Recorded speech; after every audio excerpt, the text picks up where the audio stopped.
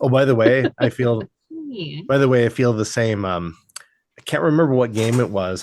Had you on the background while I was like doing other stuff, but specifically you were like, "Oh, just Halloween or Christmas have just been coming and like going for you, and Yeah. you Okay. haven't like So really." this is my I said it in a game and Cal heard. So my I've kind of been wondering over the last few years of like, okay, well, I haven't really been feeling in like the Halloween spirit or feeling in the Christmas spirit or like any holidays. I haven't really been like getting stoked about anything.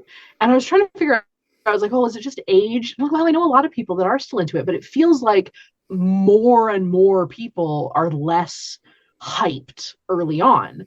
And I was trying to figure out what about it was the thing. And I realized it's commercials.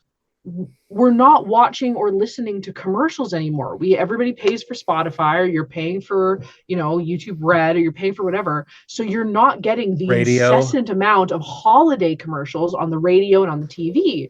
So whereas you used to, like, you'd see a holiday themed commercial in like mid-September, and you're like, oh fuck yeah, it's Halloween, and everybody, like the collective, gets stoked about Halloween. But now that we're not paying attention to commercials as much, we're not getting that inundated and that sort of that the pro of it, of getting hyped about stuff. And I was like, I think that's what it is. I think that, especially at least for me, like I feel like that's why I'm not, because I was listening to the radio and there was a bunch of Halloween stuff, and I was like, fuck yeah, Halloween's coming up. So what you're saying Right. is there ain't enough holiday marketing in today's society. Gosh dang it! Correct. If we have to live in capitalism, at least make it fun capitalism.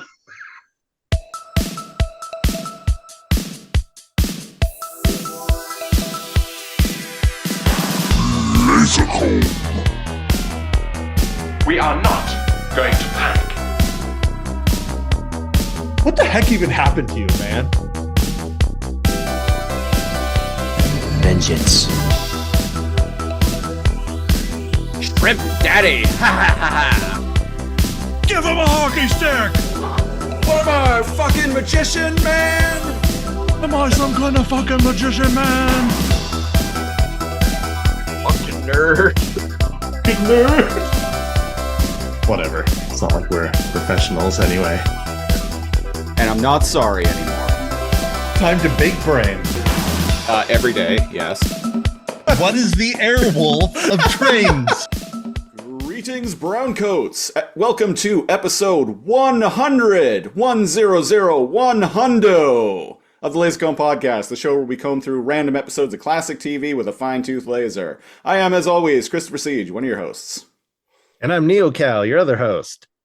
And for this special 100th even, episode, Proper English, one hundoth. 100th, A hundoth, if you will. the planet of Hundoth. With the bantas and the water slides. Yeah. Anyway, for this 100th planet Hundoth episode of Hundoth, the Hundarian. Hundoth, the last cross-check. Yeah, there we go. We have a guest on the podcast. Hi. Hi guys. Hi, hello. I'm Krista. I think have I been on this one before? Yeah, you've been on a couple episodes. It's been a while, but Okay, that's what I thought. It's been a while, and I'm happy to be back. I think the last episode you were on was Cyber 6, which would have been yes, which would have been a couple of very, years ago now at this point. Hell yeah. very good and important television. Right? Right? Peak late 90s animated Canadian television. Mm-hmm. So true. Whenever I hear it's been a while, I can't help but to want to say it's been a while. It's been a while. It's been a Been a while. while. Oh, how to date yourself. I know that Right? song has kind of joined the Lazor Comb canon at this So- point, Beautiful. along with Thundar by Imagine Dragons, and My Sacrifice by Creed. Oh, and course. Immortal by Edema. Those are Well, those are like so the main. basically, like new early 2000s new metal is somehow adjacent to this I'm particular unsurprised. podcast. Yeah. Yeah, Yeah. early 2000s new metal like Imagine Dragons. Specifically Imagine Dragons. Yeah. Everyone's Definitely. favorite. That's the odd one out, oddly. It is, yeah. Yeah. I feel like it has a similar vibe though, in a way. Like it isn't, but I feel like the Venn diagram of people that would listen, like people that were listening to like early 90s. There's Creed or Stained. Yeah. Yes. Right? It's Th- like there's a there's a direct Venn correlation. diagram. Yeah.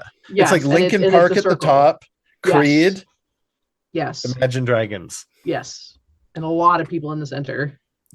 Yeah. I'm one of Yeah, Imagine Dragons came up a while ago because I that song Thunder plays at my work periodically, and I don't like Imagine Dragons particularly, but I've heard that song so much that it's actually grown on me to the point that I like it and will sing along to it.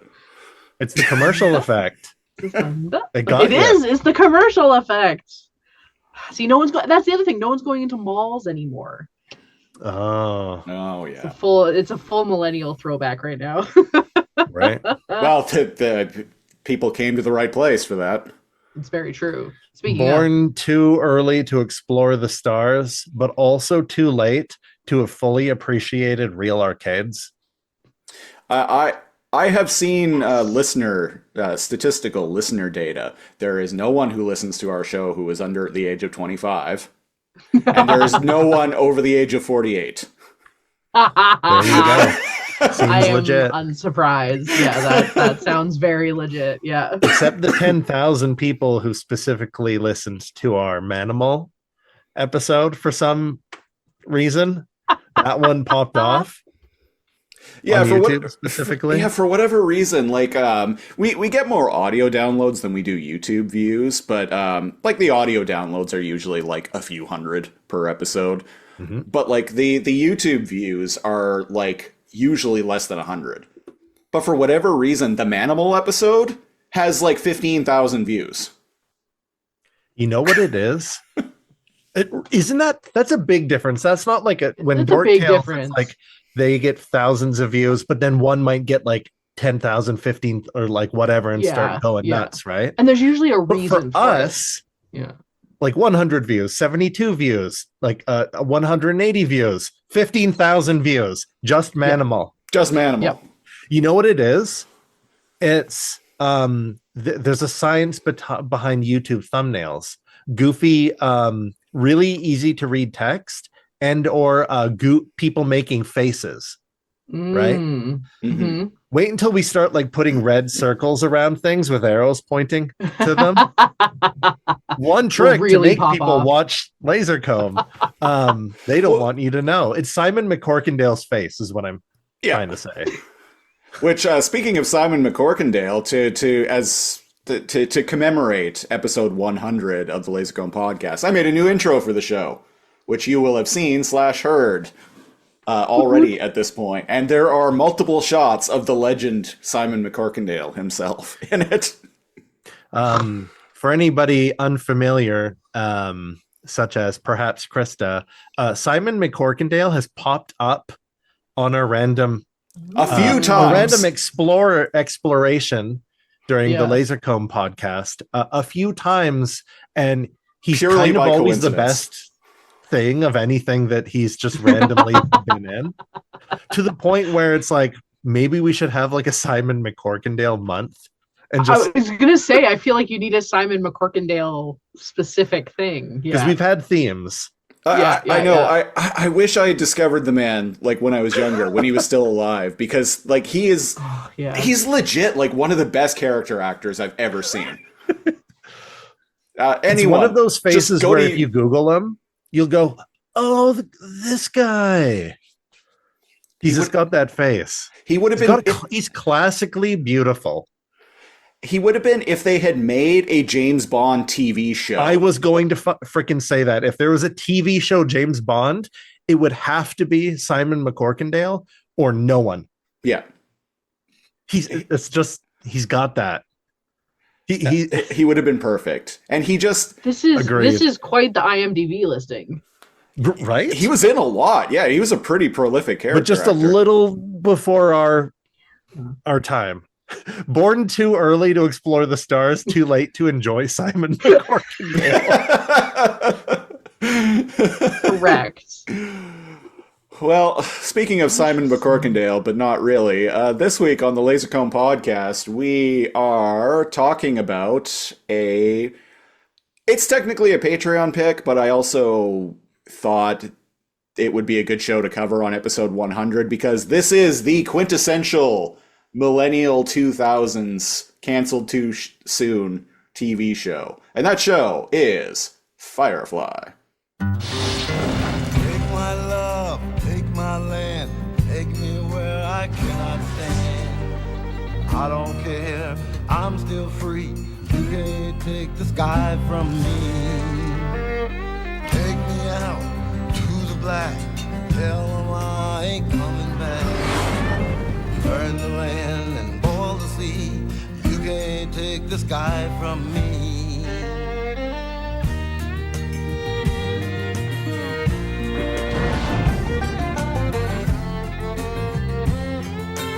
There's no place I can be since I found serenity. But you can't take the sky from me.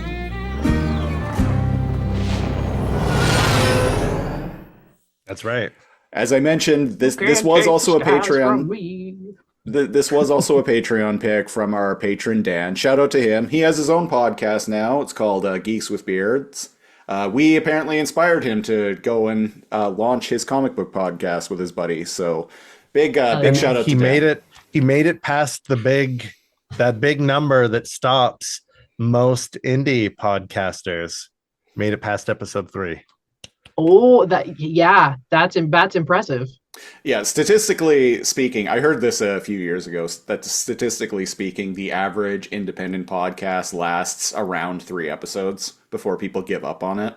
Because they're not getting the coverage they want, or recording time conflict because people also have to work, or it just they're not feeling it, or like editing is more difficult, or many they don't sound as good as they would like because they don't have the equipment needed yet. There's so many things that so I can see that.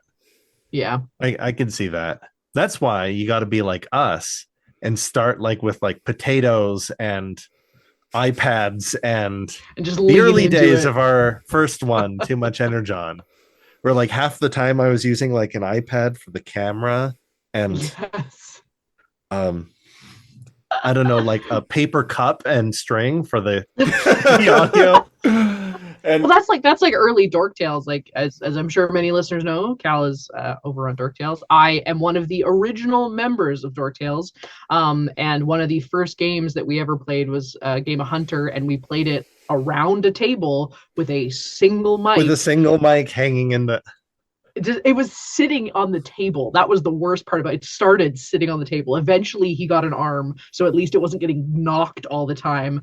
But all of us like sitting on his couch super awkwardly. You can see us like slumped down in a corner. My back hurts so much during those seasons. It wasn't Dimension 20 levels of quality. No, we did not have a dome, unfortunately. We didn't start out that well. Hey, you know what? Even the big one itself, Critical Role, I have not been able to listen to because the audio quality is so bad in the first few episodes. I was like, I can't. That's right. do It's this. not just trash. Yeah. You got to push through it. You got to get through it, and once you get past that episode 3, just stick with it. Oh, Yeah. okay. Congratulations, Dan. Dan, you said, right? yep. Congratulations, Dan. Yeah, I think his show's up to episode 12 now. They're actually right now they're in the Pumping midst them out, of yeah.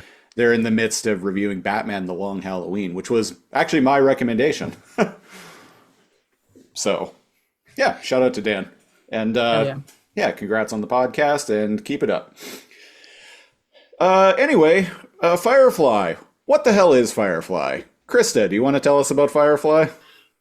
Sure. Firefly was something Are there flies what? on fire?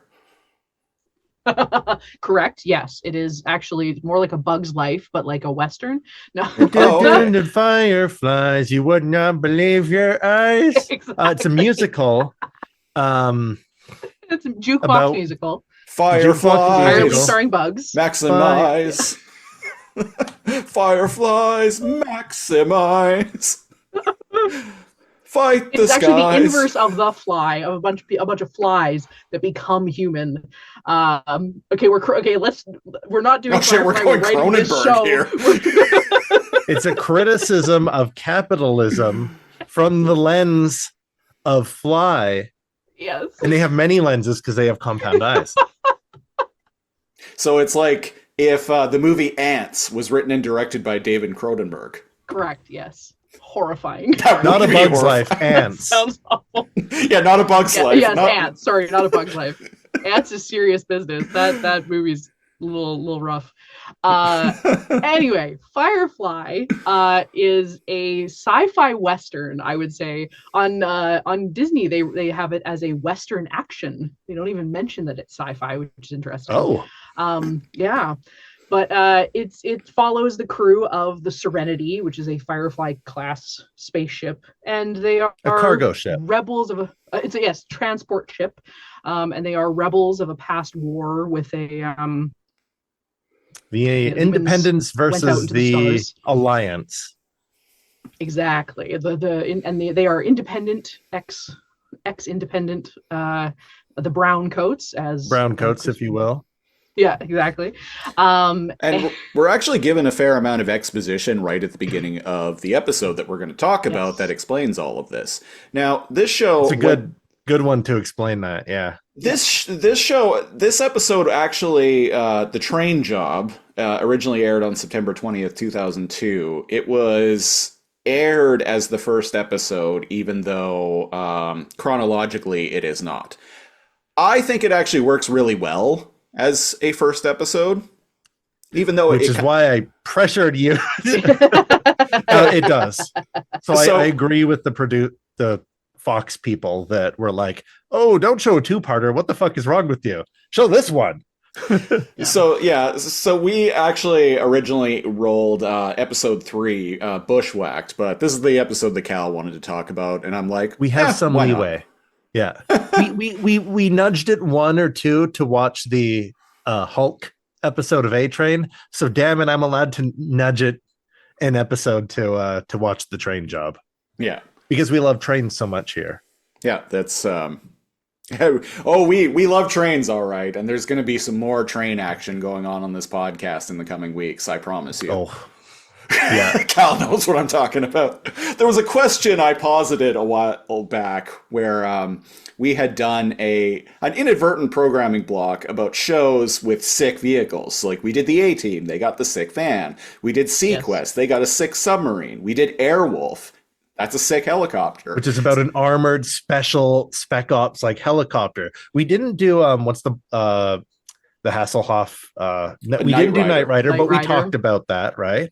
Yeah. And then Siege so I posited the question. I'm like, since we, trains have been an ongoing in the Lazor Comb canon have been an ongoing joke, if you will. Point enemy of the show, trains. I posited the question. I was like, so if we want to keep on with this whole sick vehicles trend, what is the Airwolf of trains? What is the definitive train show? And I think we found one. Ooh. It's not this. Oh yeah, I can't remember who found that, but holy shit. There's like it's kind of like, what's that the underwater Sequest? Yeah. It's Sequest, but like on trains? A train. Yeah.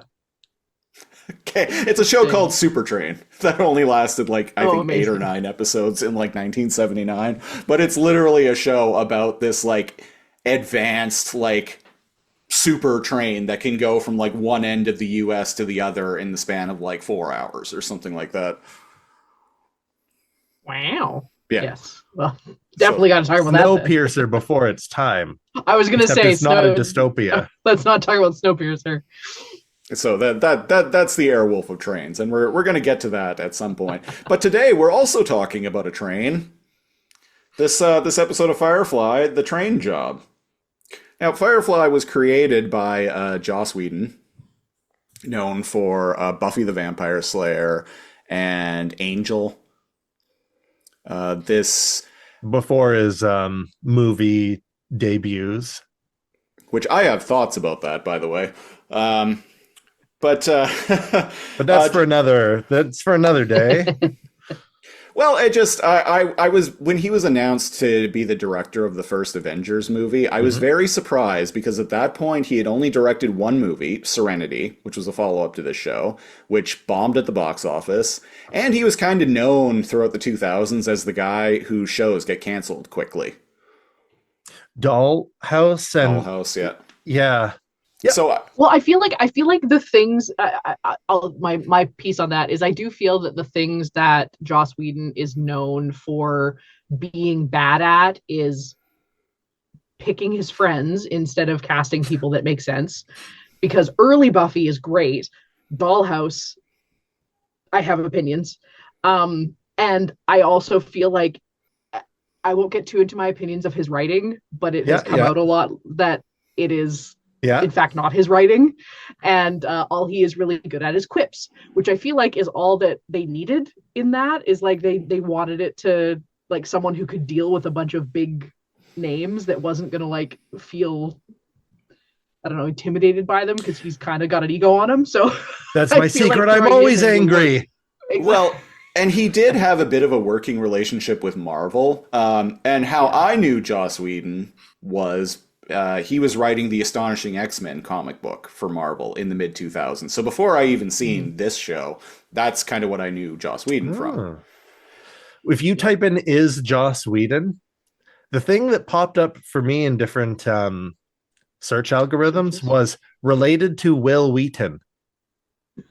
The number one search for "is Joss Whedon" is related to Will Wheaton, but it spells both of their name correctly. Wheaton and Whedon.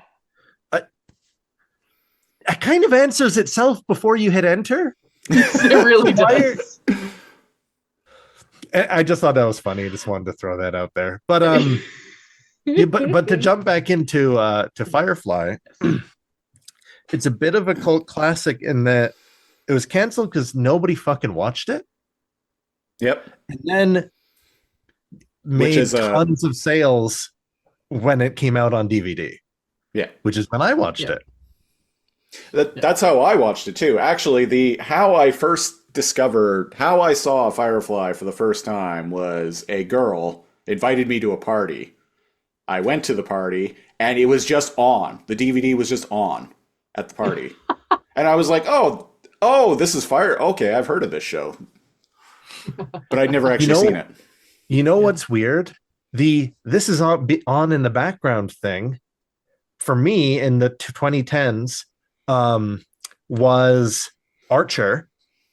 Yeah. Being at like a friend's house, bunch of people playing Munchkin, bunch of people like doing something else, right?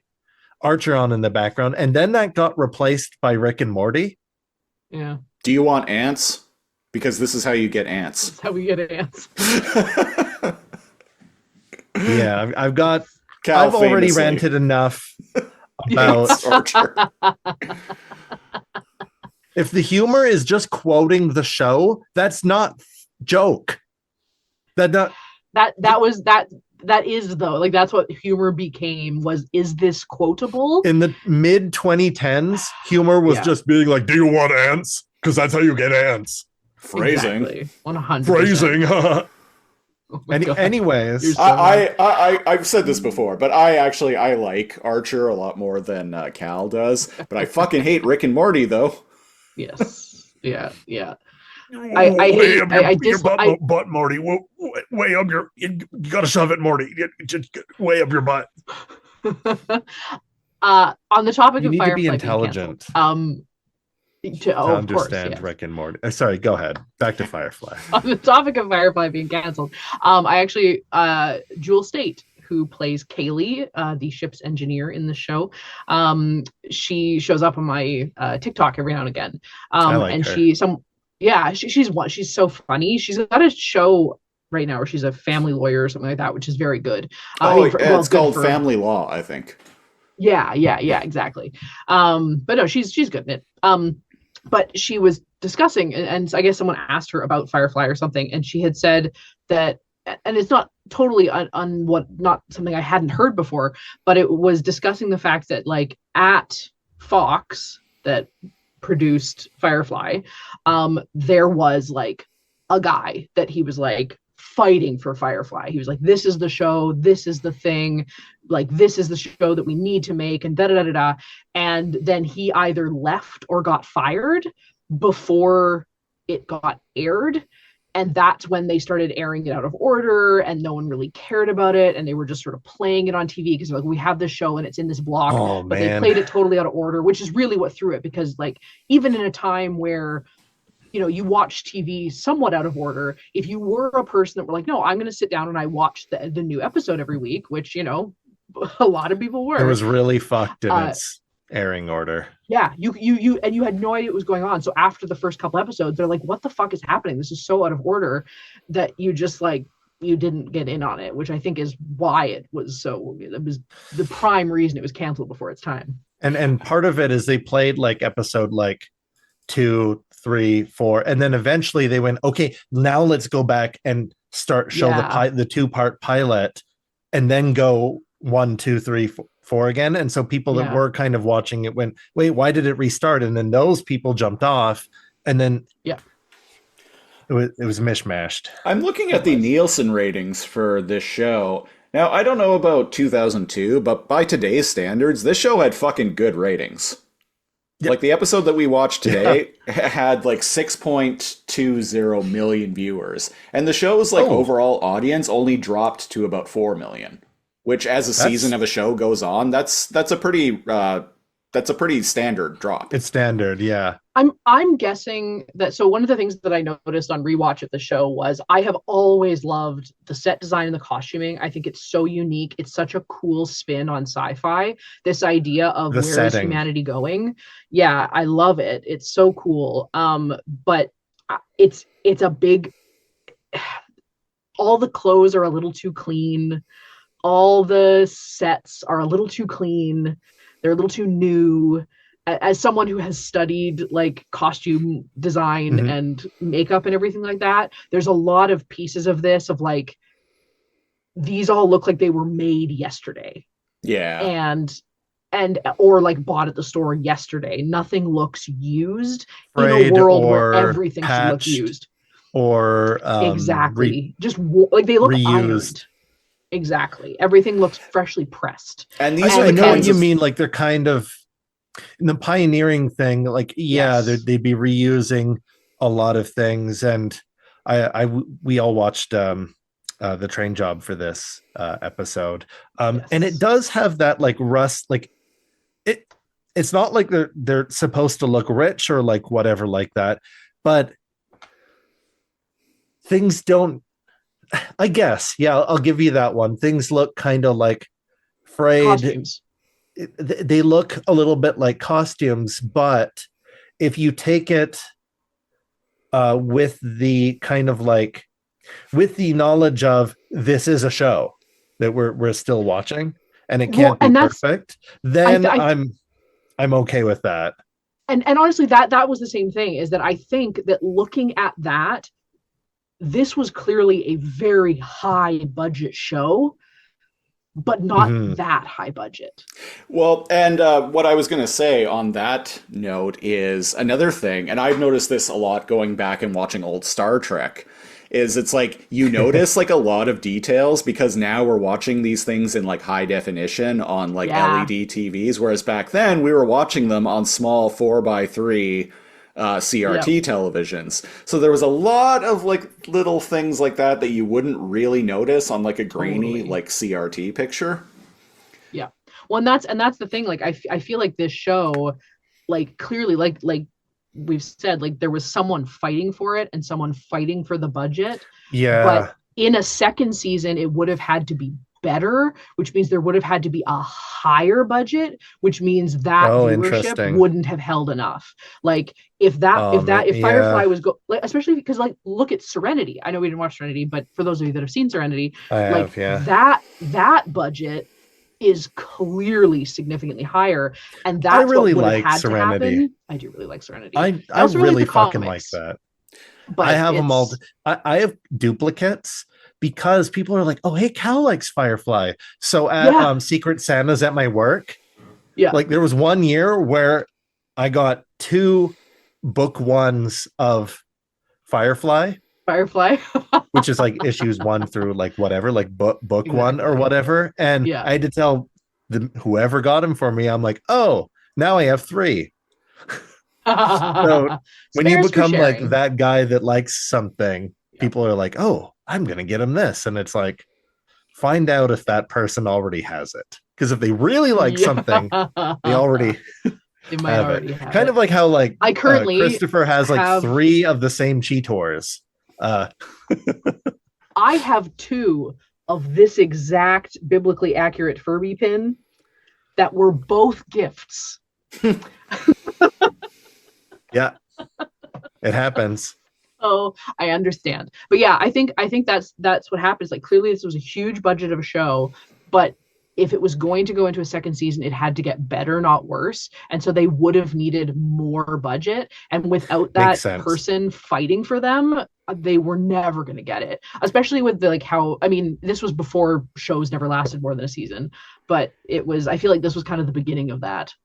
Y'all ever watch Star Trek: The Next Generation on Blu-ray? There's fucking carpet on the It's walls. rough. There's The walls are carpeted. You don't notice that, honestly, on it an kind old of CRT seems like a TV. felt. It kind of seems like a felt or like a like a future Yeah, soft like walls. it's Of a course. soft wall to because it's more inviting, and then you watch it in 4K and you're like, that's just carpet, bro. That's just Yeah. carpet. You know the Um, black like glass that are the like computer panels that like light up and they like type on? Yeah. You see reflections of boom mics, of boom arms, Yep. and shit like that a interesting. lot Yeah. when you're watching it Oh, yeah. on Blu-ray. That being That's that Oh, being I was just gonna say said, that's something you learn. That's something you really learn with like when I was in makeup school of like, yes, you need to check it in lighting, you need to check it in a mirror, you need to check it in 3 different types of lighting, and then you have to look at it through the camera. And having been on set, being the makeup artist, being like, I'm sorry, can you like director, can you move out of the way for me to look at this makeup because I want your movie to look good? Scooch, please.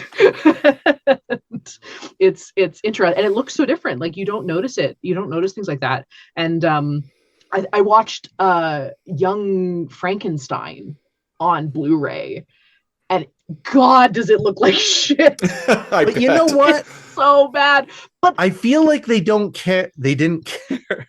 Like but you again, were okay having with having watched it numerous times, even on a flat screen, but like on TV or whatever, on Blu-ray, they really rezzed it up, and it was like, oh, this is so bad, guys. But again, you had no reason to think anyone was ever going to see it that clearly. They were using the nicest stuff that existed. They were You know using what? IMAX cameras. You know what though? Like compared, I think the theme of how everyone is like dressed though is Yeah. pretty solid, So good. and the interior of Serenity on the show, the ship, Yeah. is it conveys enough of it being like dirty, old. Totally. They bought it from a guy who bought it from a different guy who bought it like 70 years ago, like Yes. kind of thing.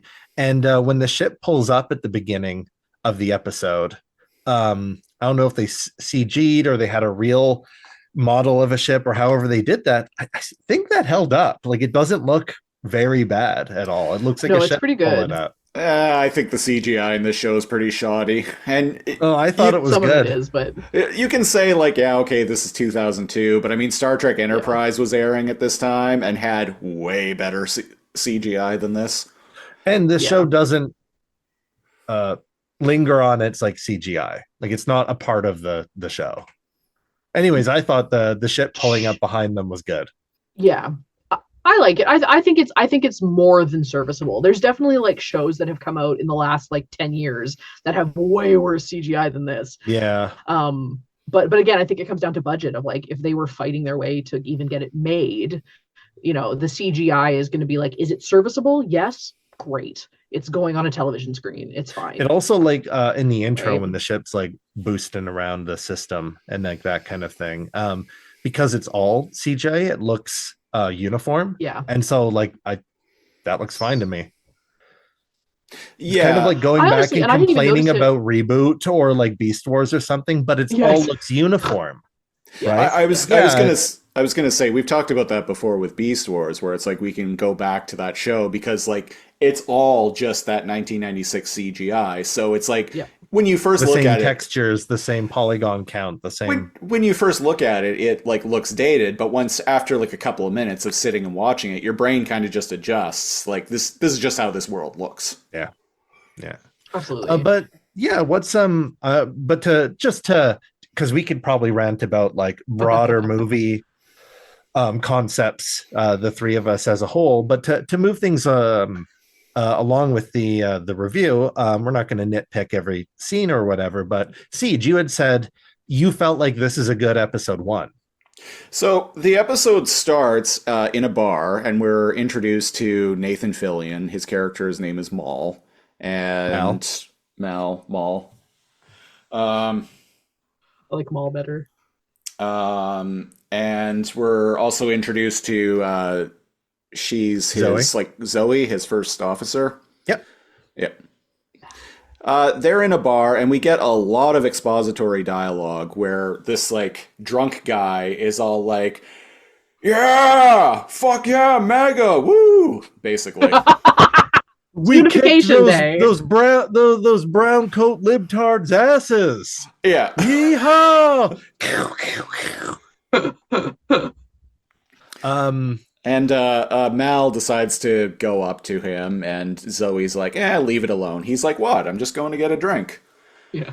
So he goes over, the guy antagonizes him, and a bit of a bar fight breaks out. But during this guy's like speech, we're given a lot of, in a very, very short amount of time, we're given a lot of like backstory about this war that happened between the Alliance and the Rebels, the Browncoats. The Browncoats lost.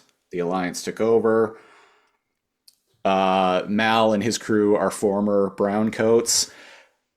I thought it was quite hilarious that during the bar fight, Mal is like thrown through the window. So good. But the window just like turns into like breaks like a hologram, but then it like reforms. And It's just a hologram. there's like It's so good. It's an old timey like window with like it has an ad that says open or something like It says that. bar on it or something like that. It says bar or something on that, Yeah. and it kind of like flickers as he like flies through it. And I was like, I forgot about that. Yes. There's little things like that. It was that a are- neat detail, yeah. I did like that so their cups were just it tells water you, bottles hey, tossed this is it up. kind of the future. Oh my god! So their cups, what is this, water world? Their cups are like, Exactly. yeah, like the plastic like water bottles, but they're just like cut in half. And I'm like, whatever you got to do, man. Spectacular. It's this mix of Yeah. futurism because technology has advanced, but we're also we reduce, reuse, like recycle everything because we're on a fringe world, and it's revealed they're on a moon. Right. Yeah. Most of the planets in the show are moons revolving around bigger planets that have been terraformed. Terraformed, yeah. Yeah.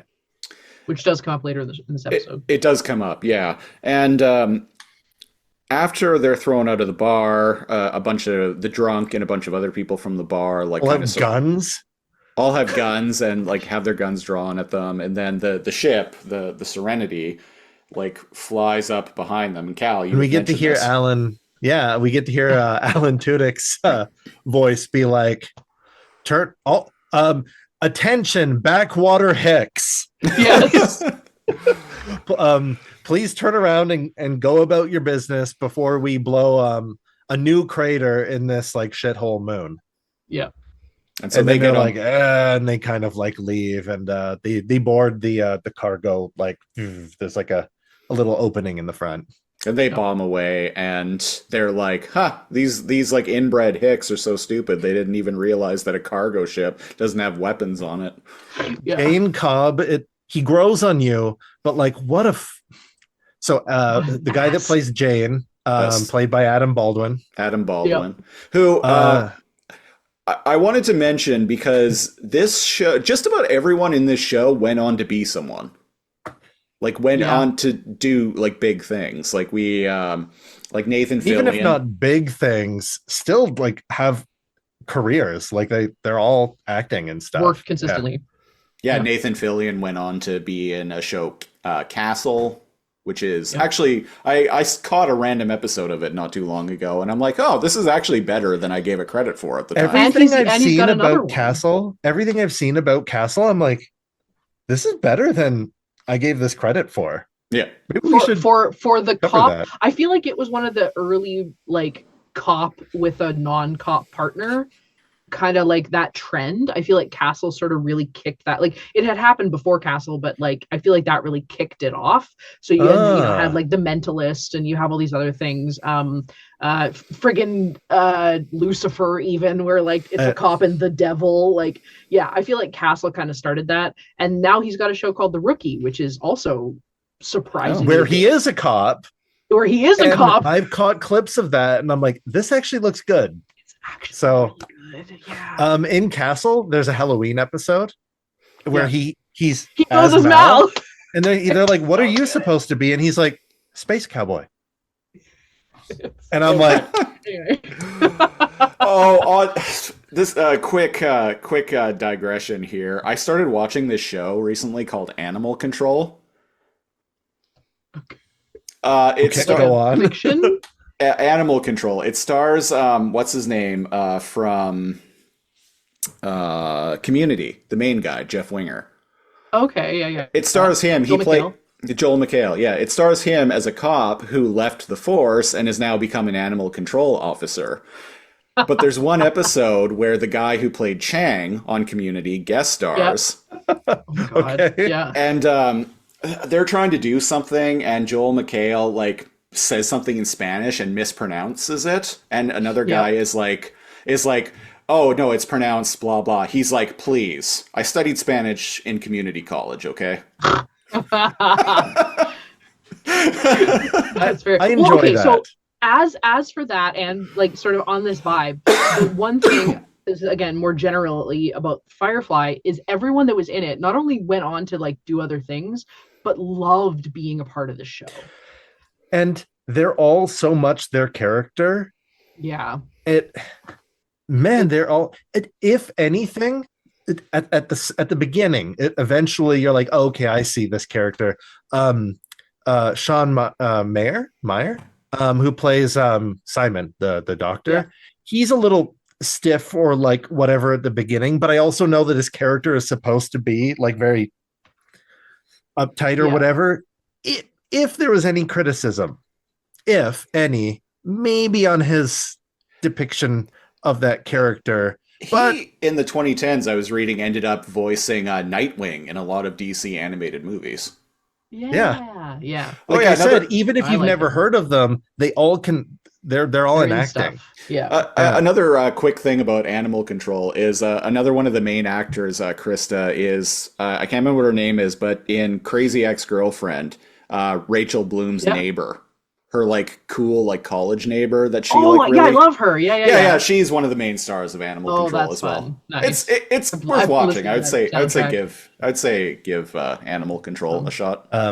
Nice. Not in this episode, but this is the first time I discovered Christina Hendricks. She shows up on a couple episodes of this, And she ended up having a legendary run on Mad Men. Yep. And the number of people that I knew that were in love with Saffron. Oh my God. Yeah. I know people that have it as their screen name as of being Saffron. So I had a big thing for Christina Hendricks after watching Mad Men. valid. And indeed, I had in the 2000s, I had a huge crush on Jewel Staite. Oh yeah. Jewel State's amazing. Because after this, she ended up starring in the later couple seasons of Stargate Atlantis, which we reviewed an episode yes. of on this show. Yeah, she's great on that. Yeah. But the gist of this one is that crime boss who's very scary, Nishka, Yeah.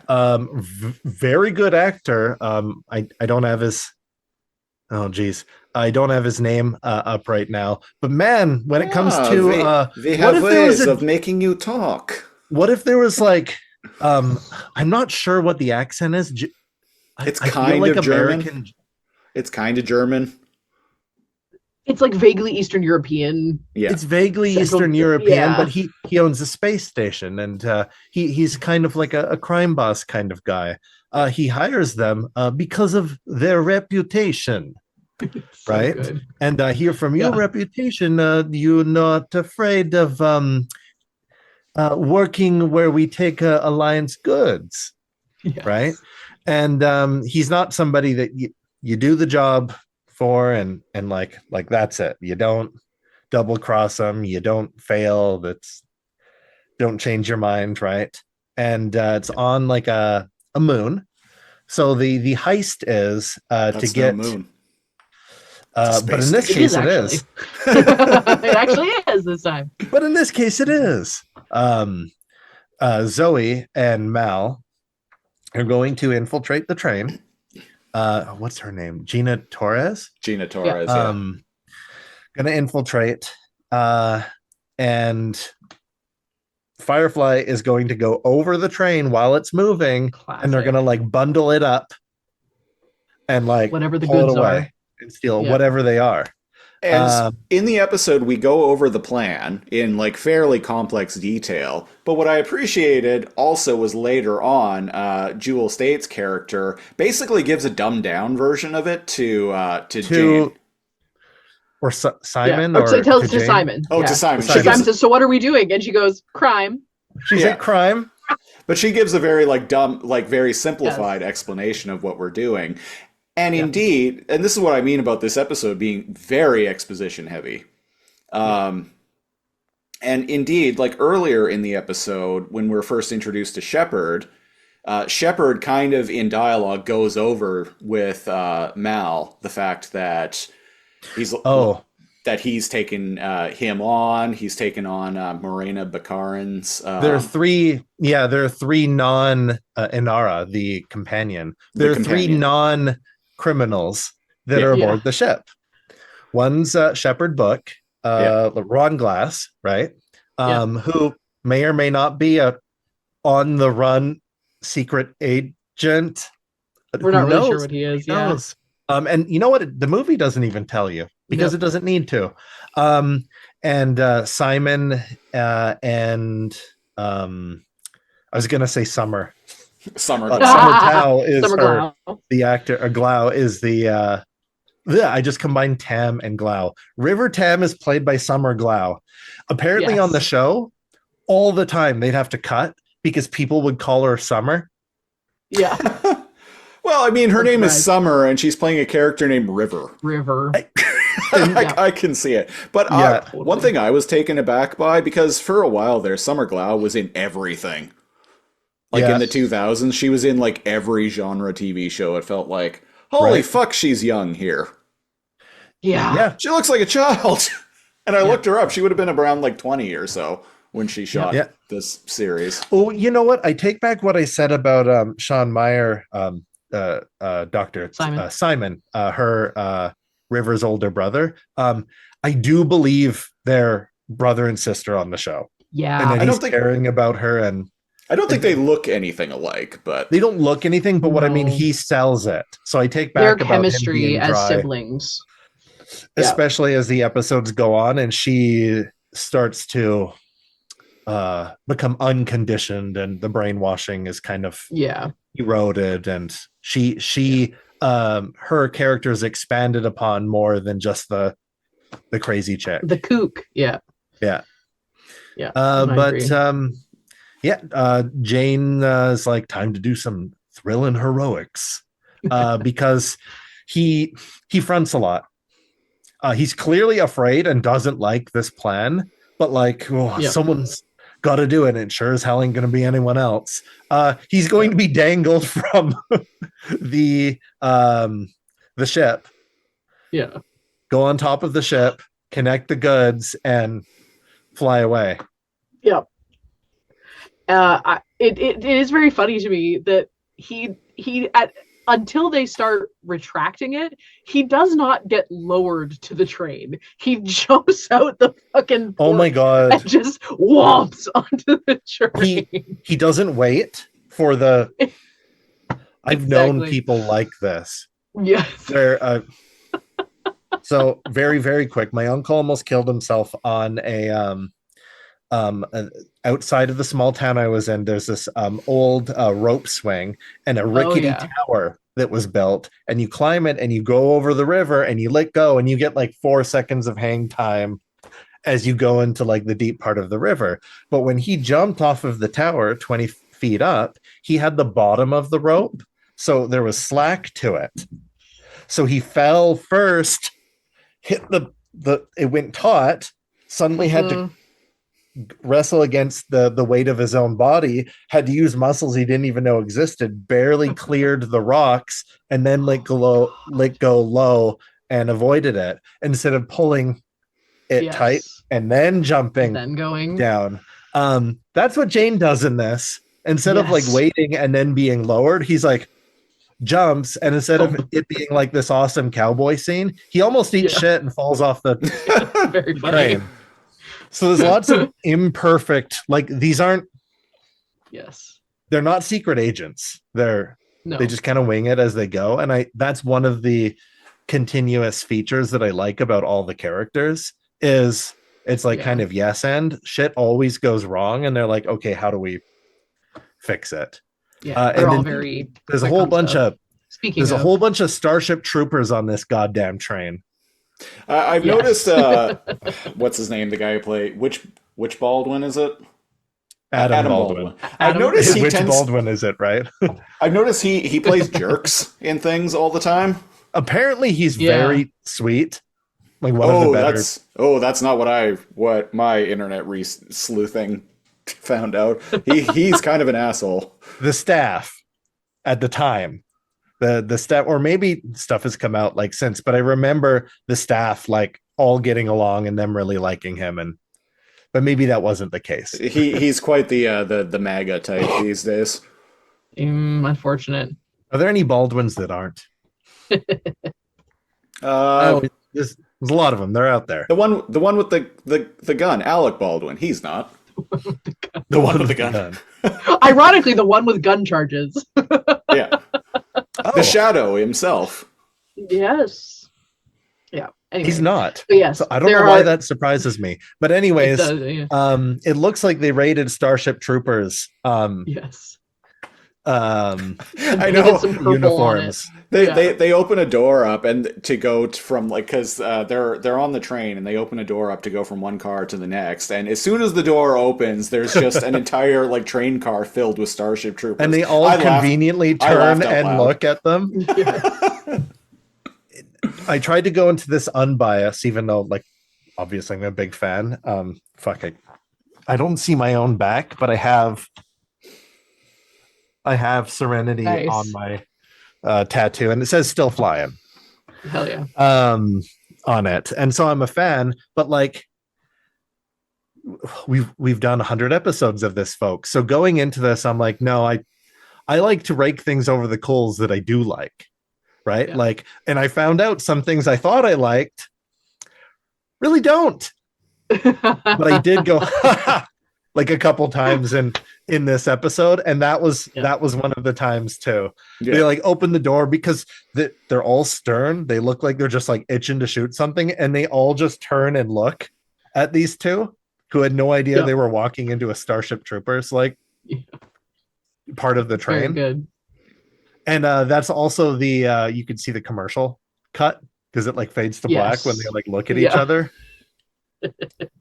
Love a commercial cut. In television script writing, that is an act break. Yeah. Ooh. Act break. Yes. So they get their way through the Starship Troopers because other people come in through the other side after the act break. They realize that they're stationed troops there, but then they're not there to guard the goods. Yes, because otherwise they'd be at the goods. Yeah. And I think Mal says he's like, oh, they're not here guarding it because otherwise, like, they wouldn't have let us just walk right through. They have a powwow, though, those two, and it's just like, you don't think we have a problem, Captain? Zoe is the Jiminy Cricket to Mal on the in so much. Like, So one, often. she's actually always right. Even if Mal does something else, she was right, but she'll yield to Mal because dumb. We find out in other episodes that he was her captain in the rebel army. So she has this, like, that's why she's even there, is because she follows him. Yeah. He's got a nose for doing the right thing, or not necessarily the thing that doing the good thing, not the right thing. There we go. If that makes sense. Yeah. Particularly this absolutely. episode. And that's going to come up later on in the episode. Yeah. So they steal the cargo, and when the train stops, they in doing so, in trying to steal it, a Starship Trooper shows up. They set up a smoke grenade, so the Starship Trooper kind of shoots just randomly through the Jane smoke, gets shot in the leg. Hits Jane. Mal and Zoe are like, okay, take him. So they get him back on board the ship with the goods, but then Zoe and Mal are stuck on the train, which was not the plan originally. Right. The plan was all of them get out, but like, where there's one, there's many. And so even though they like movie knock out the yes, I believe he like chokes him with his own gun and then like smashes him into the wall, smashes him against the wall. And I'm like, but he has a helmet. Exactly. How do you not? Have you ever tried not? As a kid, when you put on a helmet for the first time, you smacked your head against the wall. Anyways, they like bash his head against the wall and he knocks out, even though he has a helmet on. But they're stuck on the train, like Siege said. And before everybody can be let go, there's kind of like, hold up. Everybody's stuck in the station for a while as the local small town sheriff does some investigation. I like this guy too. Yeah. Yeah. Another very prominent character actor. Yeah. Who is he? He looked familiar. He is such a good, like, I'm just your small town sheriff. And he gives me Columbo vibes in the way that where he pretends that he's believing your bullshit, but like, he's not. Great Henry as Sheriff Bourne. Let's see, what is he from? He plays a good sheriff. He was in Guardians of the Galaxy? Oh, he was in Body Double. Yeah. Oh, small world. Oh yeah, he's in everything. Fun fact about the movie, the 1984 film Body Double. It doesn't come up in the movie, but in the American Psycho book, the movie Body Double, in the movie Patrick Bateman's like way to get out of a situation is I have to return some videotapes. In the book, it specifically mentions that he's renting the movie Body Double over and over again. Anyway. This guy's 182 credits. Holy moly. Well, there you go. He was in Star Trek Insurrection. Yeah. He likes his sci-fi is what you're saying. He's been in a lot of genre stuff for sure. It's funny that but he's also been in like Scandal and Rookie. We were just talking about the Rookie. Yeah. He's been in the Rookie. He's that guy that shows to hang out with Fillion again. Yes, but they kind of get dad in Guardians of the Galaxy. Yes. Anyway, but yeah, they give the old questionnaire, and there's one line. I won't linger on a lot of the dialogue here, not because it's not interesting. One thing Christopher and I, maybe there's a word for it, but what we call is like either like wasted airtime or wasted page space in like comics, where if you like go and it's like introduces a character or there's like a scene, but like it's not really necessary, and there's only like 22 pages in like a comic or 25 minutes in a TV show. Don't show me shit that like doesn't move the story.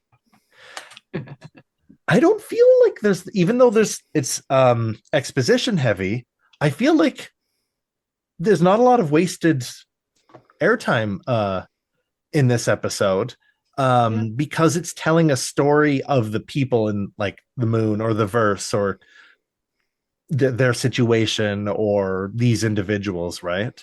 Yeah, the dialogue in this show, in this episode in particular, and this is why part of the reason why I said I think this actually works really well as a first episode, even though it wasn't originally intended to be, is because all of the dialogue is either telling us what we need to know about the plot, or telling us what we need to know about the world, or telling us what we need to know about the characters. That's why I said this episode's very exposition heavy, but it's good exposition. Yeah, It even is all good, even all yeah. the stuff about Inara, like all the references to like how she's the companion and like who she even is, if you and don't know what why she does is, what she does. Yeah. you can figure it out from watching the episode. Because it's like, oh, what if they're ugly? And then because Inara's combing Kaylee's hair, and she's all like, oh, well, companions choose their who they spend their time with or whatever. And her conversation with Book. Right. Yeah, when it's just the really two good. of them in the kitchen, right? And he's all like, I feel useless, like I can't do anything. And she's like, well, you could pray for them. Yeah. And he's like, I don't think Malcolm would like that. Praying for him. And she's like, well, just don't tell him. Yeah. That's what I do. I know. And then as it zooms in, as she's doing like a tea, getting like a tea for like a tea ceremony thing, like for herself or whatever. It's very good. Yeah. And there's just a little bit of like tension chemistry between Malcolm and Inara. Yeah. Yes. Right. And like where something I've always heads, found, but they also have chemistry. The chemistry thing that I've always found interesting, because like they are obviously very like the odd couple, they're meant to be together kind of, or at least you think they're supposed to be together kind of thing of Mal and Inara. But the interesting one that I found, and this I do find come up in a lot of Joss Whedon material in particular, is sometimes the funniness of a line or like the awkwardness of a situation is more important than the actual like characters saying it, because there's a point. So when they get sort of stuck, when Mal and Zoe gets stuck in sort of this holding place before the sheriff talks to them. It's just like the station. They're not allowed to like leave until they come to the bottom of this. Yeah, precisely. So they're not like under arrest. Or are you talking about when they come up with the plan to bust them out? So even before their plan. So Mal doesn't explain to Zoe like what the plan is, but he just turns to her. He doesn't even say it facing her. Says, "Oh yeah, no, just remember, whatever happens, know that I love you." And there's this moment of like Zoe being so confused, and he goes, well, because we're supposed to be married, and so the whole plan is that they're supposed to be like a married couple, and they're on the fly because they're about to be questioned. Exactly. And so she kind of has this, oh, okay, but it plays like this. It almost like she was hoping he was like confessing his love, is how the scene feels a little bit, which is so not Zoe, because like Zoe is in love with Wash, like she loves her husband. Oh, I read that. Is it like, are you like, as her looking at him and being like, excuse me? I didn't read that as her hoping that was a confession. The follow-up, oh yeah, of course. That the second line, because the first one, you're totally right, does feel that way, but the second, the follow-up, like it would have been better played of like, oh thank God, or something, like if she had been like happy, and there could have been a funny moment of him being like, really, before the sheriff shows up. But her follow-up line does have this sort of like, like all the women love Mal, which again is another problem with a lot of Joss Whedon properties, is like, despite the fact that a lot of them have these very like female forward heroine types, they're always kind of like they soften for the man, and so like Zoe like softening for Mal because Mal is supposed to be this like whatever he is. It kind of twinged me the wrong way, but anyway, point being is that their whole play is that they're going to pretend to be newlyweds looking for work. You mean to tell me that a man writes a story with a male lead character where A white he's male, surrounded, age 28 to 38, where he is surrounded by attractive women who just all strong, like, independent, attractive women. who just all they're strong and independent, but and on the surface they can't stand him, but you just know that they actually really deep down just love him and want Because he's got a heart of gold. And he's real attractive. Yes. I get a family feeling, not an attractive feeling from Kaylee and Zoe throughout the series, but well, that's the thing. I have a different lens. That's kind of what I'm saying is that like through the rest of the series, 100%, like every other scene we see with them, with Kaylee and with or if Zoe, anything, they're not afraid of telling him he's wrong and dumb about things, which I 100%. kind of like. Big sibling energy, 100%. Like I love it. It's big like older sister, younger sister energy. Yeah, totally.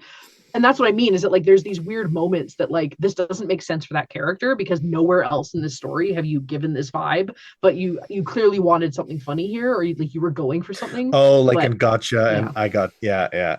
But then they leave it alone, so it's very confusing. So one thing that the two he says to Zoe is he's like looking around and everyone's sick and like in terrible poverty, right? And he's like, this is terrible. And Zoe's like, yeah, I know. Like, we need to get back to the ship as soon as possible. Like, Nishka's rendezvous is in like an hour. He's like, no, I mean, like, with these people. So the soft spot is that, like, and especially when the old the Columbo, the sheriff, is like, one more thing. So you two are looking for work. What the fuck are you talking about?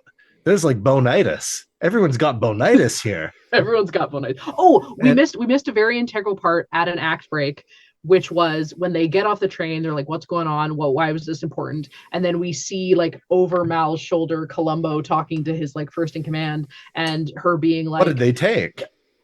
Yeah, and being like, "They took the medicine." And Mal's like, fuck. Oh, the act break. You can see the moment of like shit. What do I do? Yeah. And then finds out that like, and this is where his heart of gold. Yeah. We fucked up. Yeah, exactly. Well, what really sells it is when they're trying to bullshit. Mal takes the lead because Zoe cannot lie. I actually thought his bullshit here was pretty convincing, honestly. It was very that's what good, I mean. I He takes the lead. I like it when it was like, oh, funny that your when's the last time he's talked to old the guy man you were sent to be contact? Here with, yeah. And it was like, oh, I never did myself. That's quick thinking. That's smart, what I mean. Yeah. To Krista, I was like, there's like some RPG dialogue going on here where you're like, you got me, against like the storyteller or DM. Where he's like, oh, it's because old man like Peterson blew his brains out about 8 months back. Yep. And he's like, no. And he's like, yeah, that's right. Did. And it's like, is his job available? Yeah. That is when I actually went. Because like how he reacts there is an interesting gotcha, but like I think he reacts like as somebody who would want a job but didn't know that guy personally. 100%. Yeah, exactly. And so he's very quick. Good. Sometimes too, as a storyteller, sometimes maybe too jokey. Like if anything gives him away, he's too plucky. But whatever. It's funny. It's worth it. But the sheriff reveals as he's like questioning them that it's like, that's the thing about all of these different terraformed moons is they all got a little bit something different about it. Here, the air down in the mines mixes up with like the air from like the surface. Boom, bonitis. I got bonitis, and I haven't even been in the mines. Left the surface. Yeah. right? Yeah, And it shows he that mentions the that like a byproduct of terraforming worlds is there's they all every, got their special little something. they all got their Quirk. own little quirks. And this planet, it's the bonite, Bonitis. it's the dang bonitis. I can't remember what it's It's called.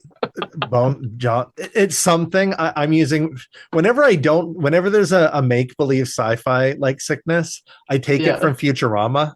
It's just like, oh Yeah. man, the bonitis got him. So I just call everything It's every like sickness Madsen's disease or something like that. Like it had a name. yeah, it had a name, but Yeah. it's bonitis. Which I do like it being named after someone. Like we don't know who that person is. We never talk about that person. McCorkindale syndrome. There it is. The McCorkindale effect. He's got an acute case of McCorkindale syndrome. Well, that would mean everybody is too good looking for their own good. This Yeah, this is that's very bonitis because it's expressive. bad. Yeah, this is bad. So yeah. I but do the like, others, they come up with an idea to bust back him on the out. ship. Yes. Yeah. Well, I like the because Jane is all I'm in charge. Blah blah blah. He's been shot. Simon's trying to do him up. Whatever. He's being a Yeah. jackass as per usual. And then You know what the chain of Simon command just is? drugs him. It's so good. And he's Oh, just that's a like, good I'm in line. charge. Quit your rotten fussing. I'm in charge. And it's like, what? I don't remember saying you're in charge. And he's like, you know what the chain of command is? That's the chain I keep in my bunk that I beat your ass with when you get out of line.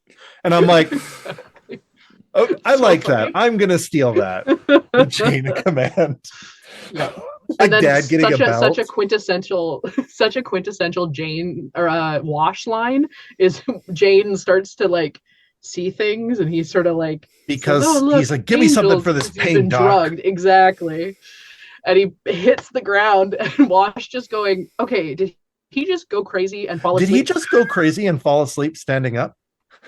That's another time I went, ha! Yeah. And And then Simon's all like, I'm really sorry. The lights around you, they're so It's fuzzy. like angels. swirling around like angels. And that And also it's- kind of it's- shows because that Jane's a little superstitious. Yes. He's so superstitious. Oh my god. Yeah, he's such a backwoods guy. He's a backwoods guy who sends money back home to his like mom and sister. So Yeah. everyone's got their own little, and his mom makes him later on like Jane that famous hat. like the Jane hat, which is a knit my fair it's share a of toque. those. Yeah. Yeah.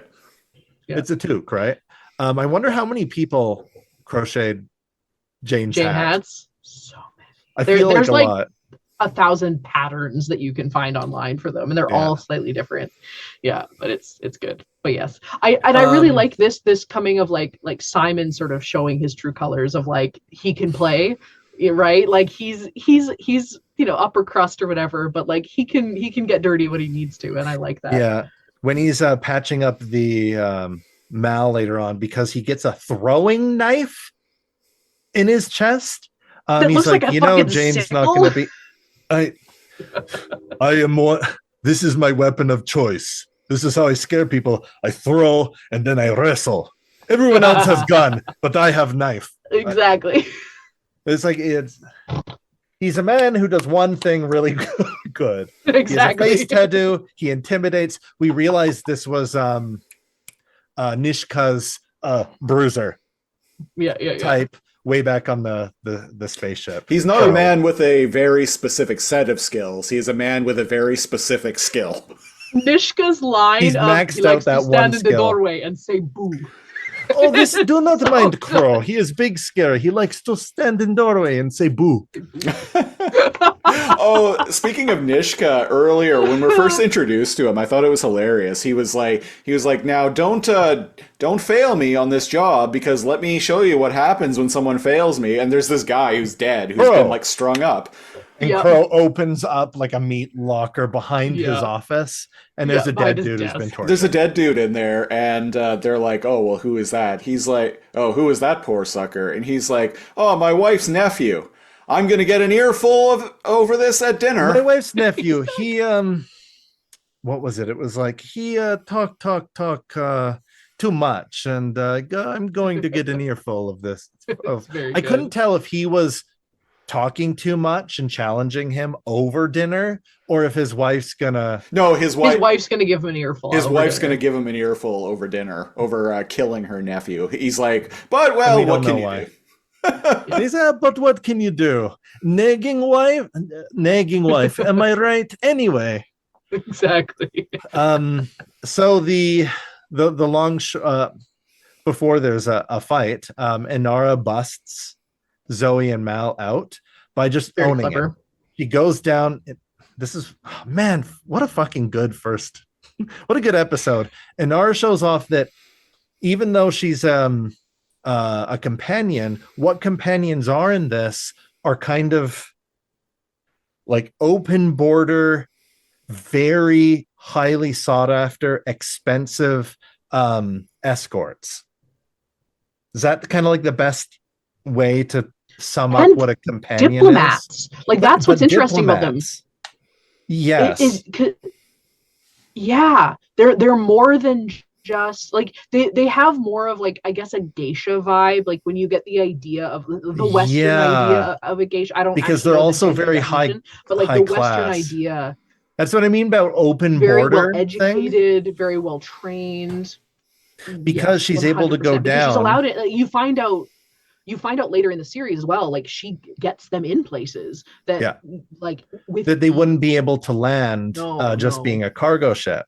But Exactly. the reason she rents from Mal and the reason Yeah. why it works out is that she rents one of the two shuttles, Yeah. right? And because he gets to go all around like the system, she can find different like clientele, right? Yeah. But also she can get them in on core planets where her clearance would be able to get them harbor, Exactly. where yeah. just run of the mill like cargo ship would not be able to dock at all. So Totally, there's a give and take. But yeah, the yada yada is she shows up, really good scene. They improvise really well, and she slaps Mal, not giving him a chance to retort or muck things up, and essentially says, my indentured servant with 3 years still left on his like contract thought he could steal from my accounts and run off. And Zoe, what would your husband think?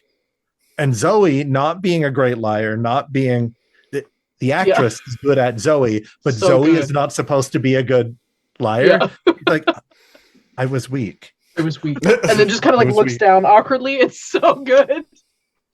And walks out with them. And the sheriff is like, you checked her credentials? And it's like, yeah, ran them like twice. She's legit. And they're like, damn.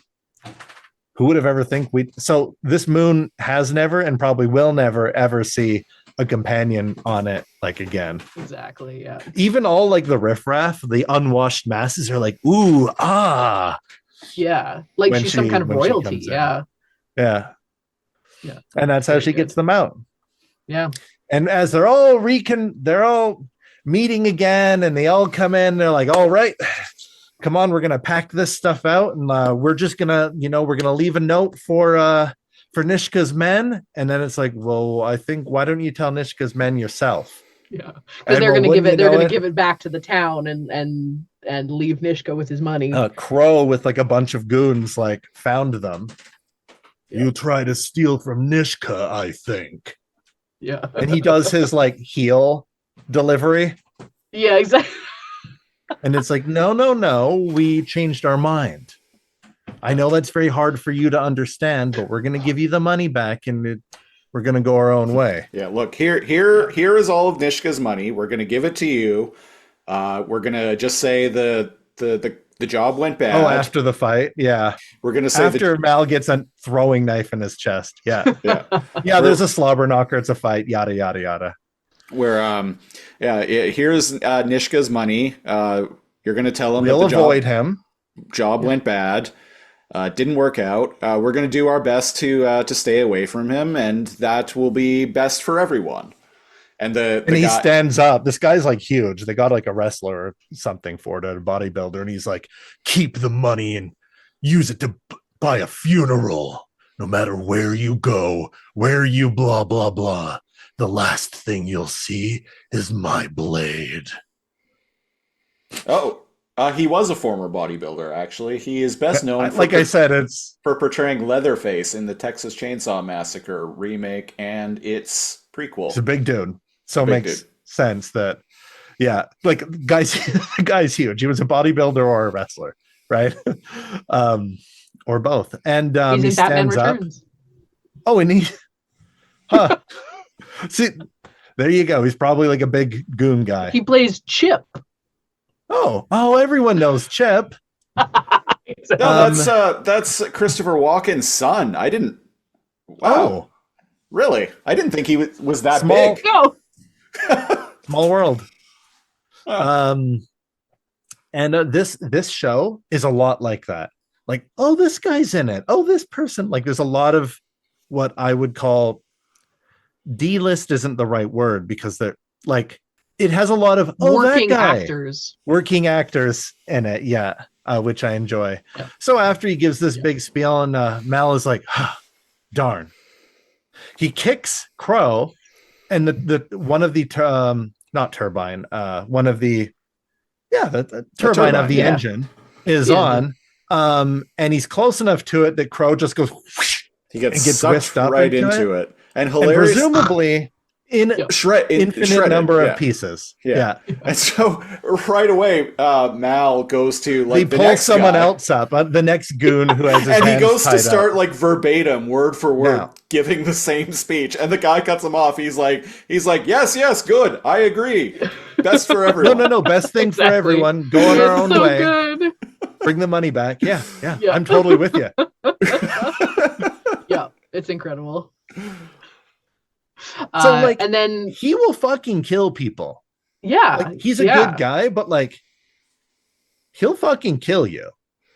Yeah. Right. Like, he'll just shoot people He's dead. he's big Han Solo, right? Like he's just a Han Solo knockoff, right? Because he's got a heart of gold. And he does care about people, but he like has Well, in that this sense, a hard Han edge to Solo is himself. just a cowboy with a heart of like it goes all the way.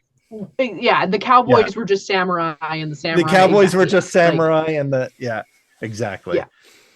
Yeah. So it's it all The it all samurai is just it Jason turtles and the all the way down. Argonauts.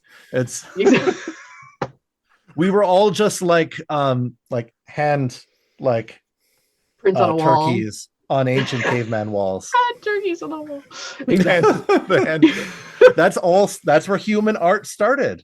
It's so With true. us in the Western world, tracing your hand and turning it into a turkey. Ancient man, handprints on the right. So what you're saying is that is the origin of the rogue scoundrel character archetype is the hand the turkey on the The cave hand wall. turkey on the cave wall is the origin of the rogue scoundrel. That's what I'm trying to say. Perfect. But it kind of ends with them bringing back the medicine, and they're like, okay, we're gonna put it about like few hundred yards outside like town, and in the morning we're gonna beam from orbit beam down the message and like let them know. And well, when we're the gonna sheriff's we're gonna let the sheriff know once we're far away in orbit. and for the second time, wouldn't you know it, the people that they don't want to see come walking out of the darkness. Right And the sheriff is like, why don't you tell him yourself? And him and his what is it called, marshals? Yeah. His All deputies. come out, deputies, thank you. They all got like over under like rifles. Yeah. And the sheriff gives a really good speech here that like I can't go over it word for word. We can just paraphrase it. But to paraphrase, he's like, so sometime, you were being kind of truthful back there. Work is tough. Sometimes you take a job without paying too close of attention to the details. Once you find out what the job actually is, then a man has a choice to make. And Mal says, well, from where I'm standing, there was no choice at all. And I was like,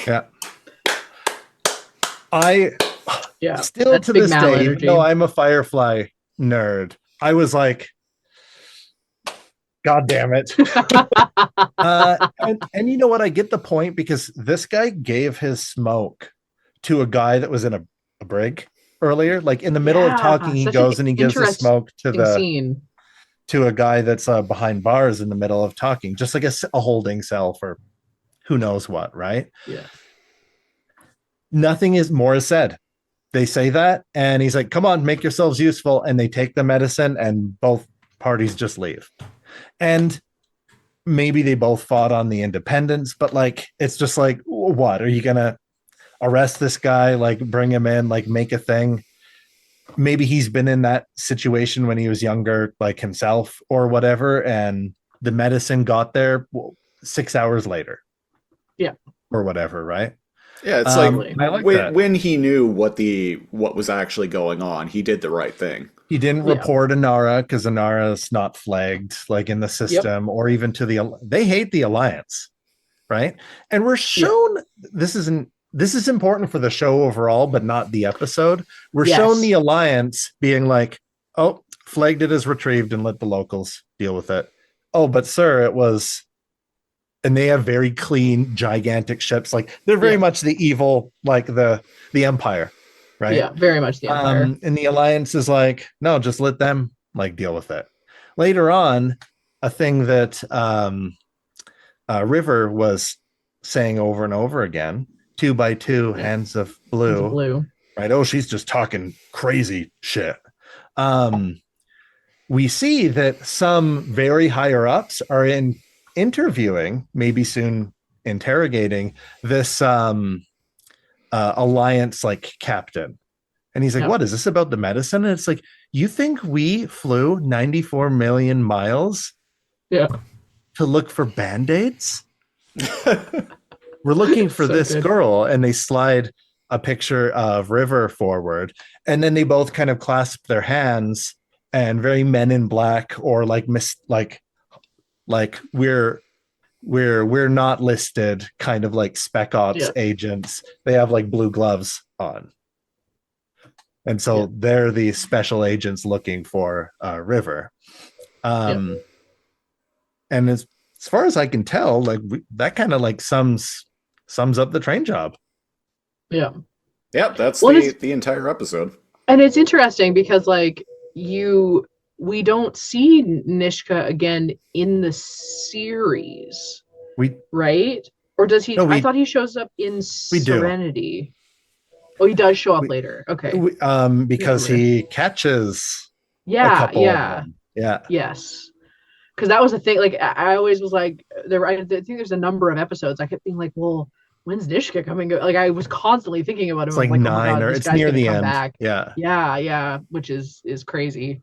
But yeah, it is. I will agree that it is a really good, like if you're gonna watch anything but the first two-parter as a first episode, this is a really good one. However, the thing again that Joss Whedon is known for is being a little too slow on the build. And I think this is the one time that, like, I don't know, maybe he knew he wasn't gonna get a second season, but like the fact that he did a two-parter opener, bad choice, because again, like you said, right, like no one's gonna watch this. But the first episode is, here are people and here is the world, and so he goes, here's your world. And then in the next episode, he then really starts to wring these characters out and really starts to see who they are and how they operate. And I think to really enjoy getting to know these characters, you have to be loosely introduced to them first. And I think even though this, like, again, if you need to show someone an episode, like when I tell people to watch Doctor Who, I always tell them to watch the Weeping Angels episode first. Right. And Doctor Who's not even in that. Oh, interesting. He shows up for about 5 minutes in the entire episode, but it gives you a vibe of what the show feels like, without having to buy into the story at all. And so this one, I do feel like, yes, it gets you hooked and like, oh, okay, I like this character. Okay, that's who this person is. That's who this person is.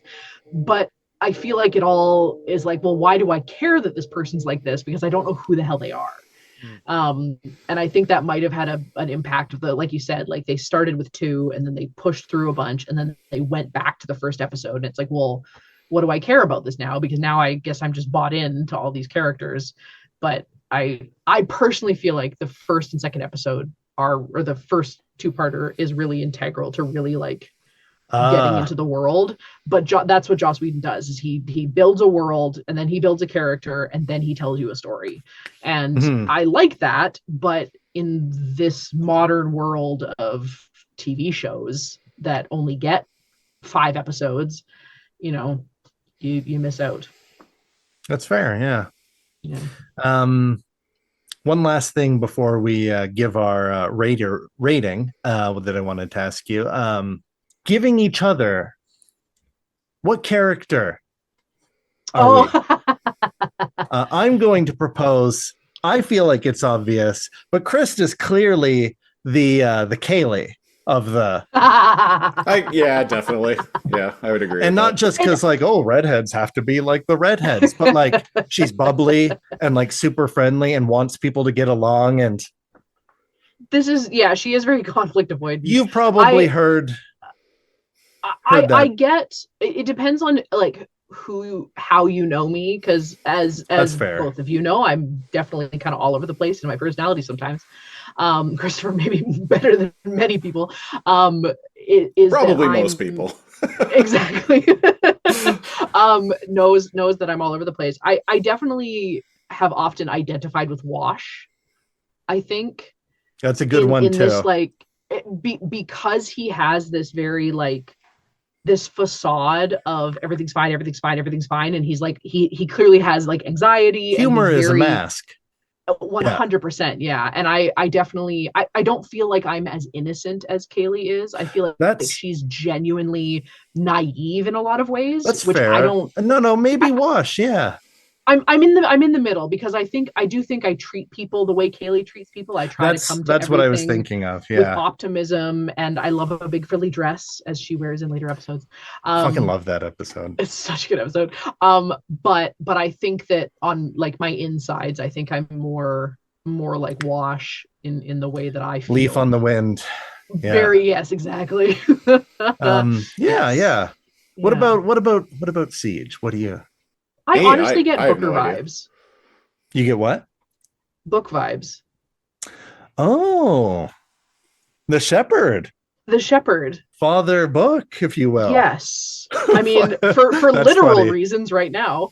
Because I do believe you are now an ordained minister, if I'm not incorrect. Technically, yes, of the Universal Life Church. I can marry people. I can see that. I can baptize, right? And I can host funerals. Right, but like sometimes you gotta shoot some kneecaps. Yes, coming from maybe a backstory that's like a little harsher and had to live a life that they weren't necessarily proud of, but now do their best to do the best for people and be a good person and genuinely a good person at heart. And sometimes you need to take out some kneecaps. And before I think that might be the nicest thing anyone's ever said about me. Before we wrap it up here, what do you think about I genuinely think you have Mal. You're very. I feel like it, but that's why I wanted to ask first. I think you have that you control a situation well. You think on your feet pretty well. I think it has come across in many situations, both in like role playing and out of, that you have that sort of, you want to do good in the world. And you're not afraid of sort of standing up when you need to. Yeah. Well, thanks. Yeah. Look at this. Good things. Aren't you glad around. You brought me on? I am. And well, I know, Siege is the host, but I'm stealing it from him because we have a guest. So we're going to both ask you. Krista, you just watched a random episode. Well, not really random. I chose it.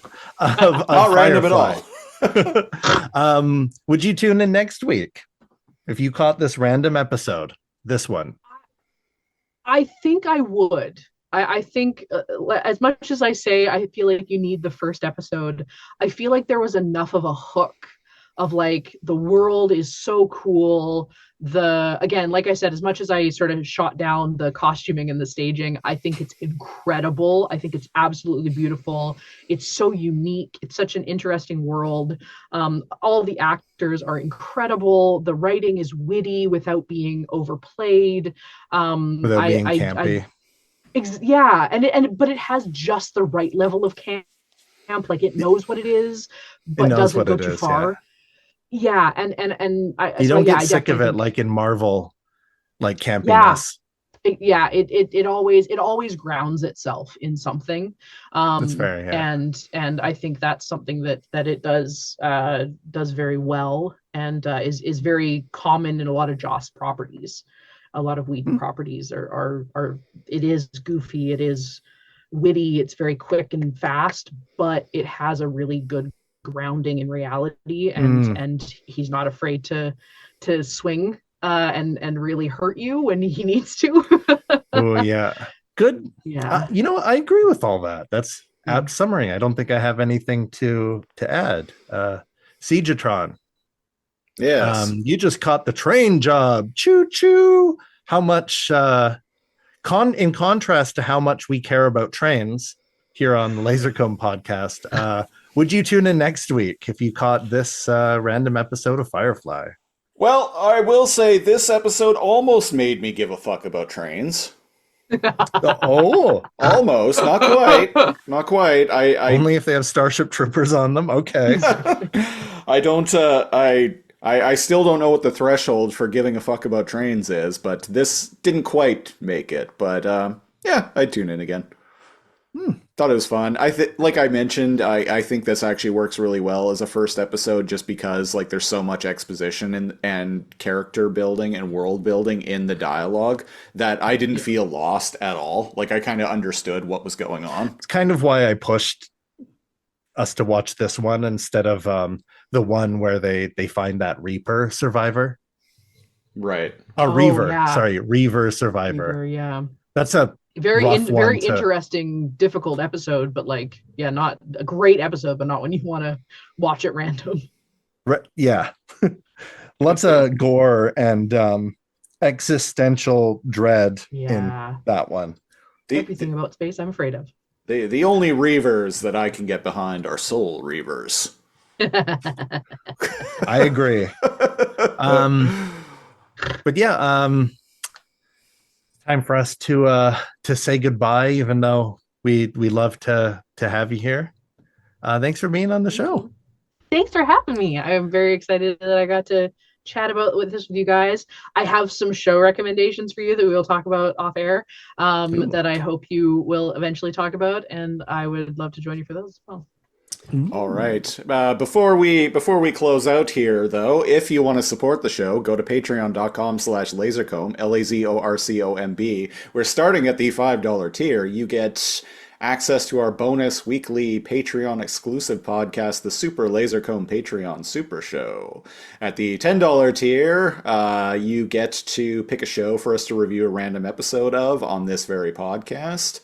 Commentary tracks and more. There's also a new $20 tier that our longtime listener and patron, Jared, among others, subscribe to. And one of the new perks for the $20 tier is not only do you get to pick a show for us to review an episode of on this podcast, you get to pick the episode as well. No more. You just landed on a bad episode. I was gonna say this is how we're truly gonna put to the test the age old query of well,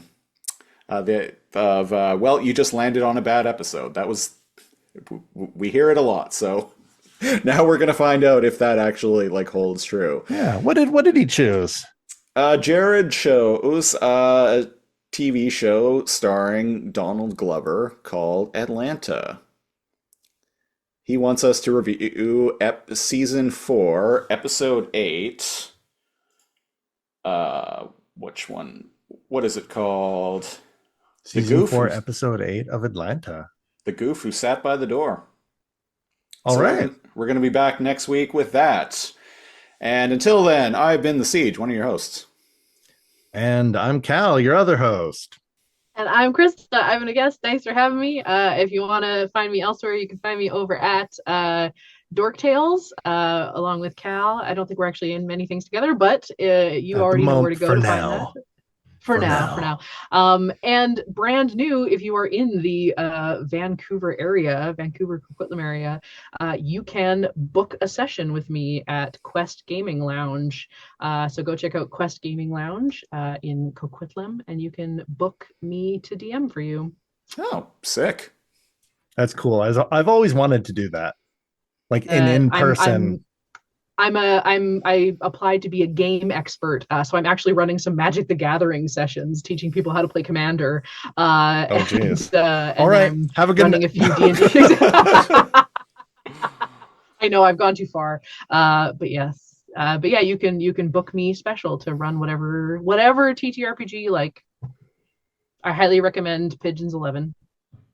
Pigeons 11. Should have ran that for my heist. All right. Well, thanks for listening. We will Goram